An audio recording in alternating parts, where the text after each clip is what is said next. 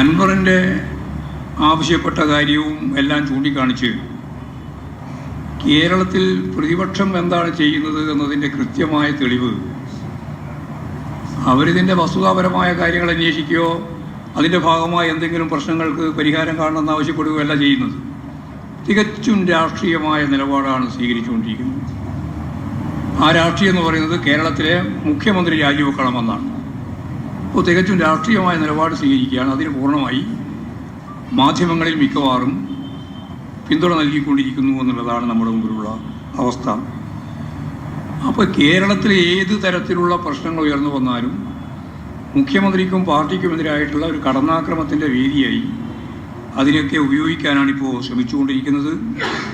എങ്ങനെ പാർട്ടിയെയും ഗവൺമെൻറ്റിനെയും പ്രതിസന്ധിയിലാക്കാം എന്ന ഗവേഷണത്തിലാണ് മാധ്യമങ്ങളും ഇപ്പോഴും ഇടപെട്ട് പ്രവർത്തിക്കുന്നത്.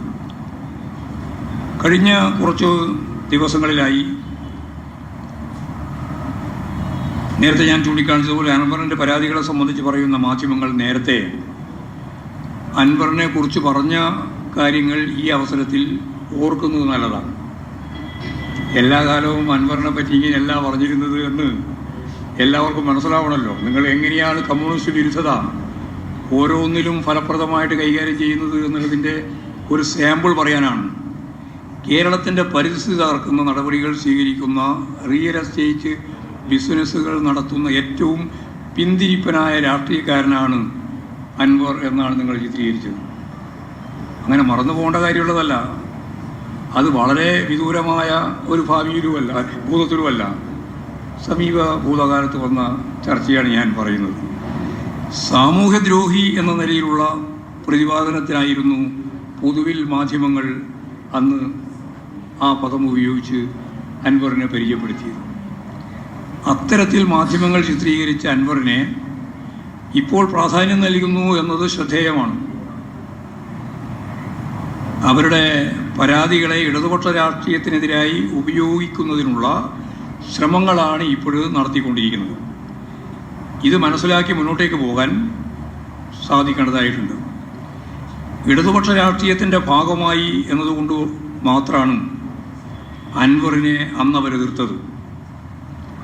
ഇപ്പോഴെങ്കിലും മനസ്സിലാക്കുന്നത് എല്ലാവർക്കും കൃത്യമായിട്ട് രാഷ്ട്രീയ വിരുദ്ധത അല്ലെങ്കിൽ കമ്മ്യൂണിസ്റ്റ് വിരുദ്ധത എങ്ങനെയാണ് പ്രയോഗിക്കുന്നത് എന്ന് മനസ്സിലാക്കാൻ അവസരം നൽകുന്ന ഒന്നാണ്.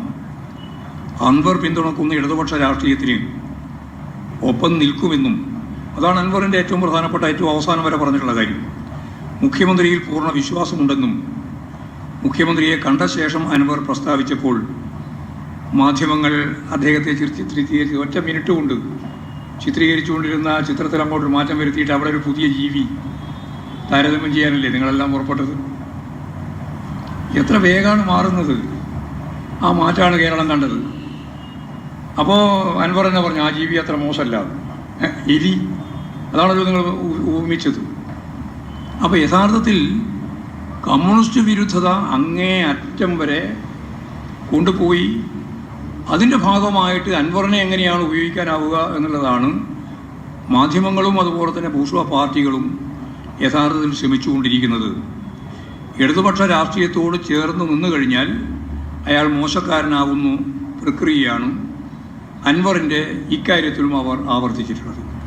ഇത്തരത്തിൽ സർക്കാരിൻ്റെയും ഇടതുപക്ഷ രാഷ്ട്രീയത്തെയും എതിർക്കുവാനുള്ള സാധ്യതകൾ അന്വേഷിക്കുന്ന മാധ്യമങ്ങളെ സംബന്ധിച്ചിടത്തോളം ഇതൊരു ആഘോഷമാക്കി മാറ്റുവാനാണ് ഇപ്പോഴവർ ശ്രമിച്ചുകൊണ്ടിരിക്കുന്നത്. എന്നാൽ ഇത്തരം മോഹങ്ങളൊന്നും നടക്കാൻ പോകുന്നില്ലെന്ന് ബൂർഷ്വാ രാഷ്ട്രീയ പാർട്ടികളും മാധ്യമ സുഹൃത്തുക്കളും ഓർക്കുന്നത് നല്ലത് എന്നാണ് എനിക്ക് പറയാനുള്ളത്.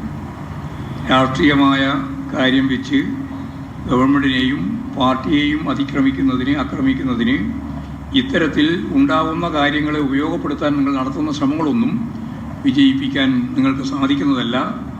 തികച്ചും രാഷ്ട്രീയമാണ് എന്ന് സുധാകരൻ്റെ പ്രസ്താവനയോടുകൂടി എല്ലാവർക്കും മനസ്സിലായി. ഇന്നലെ യൂത്ത് കോൺഗ്രസിൻ്റെ സമരമായിരുന്നു, ഇന്ന് കോൺഗ്രസിൻ്റെ സമരമായിരുന്നു.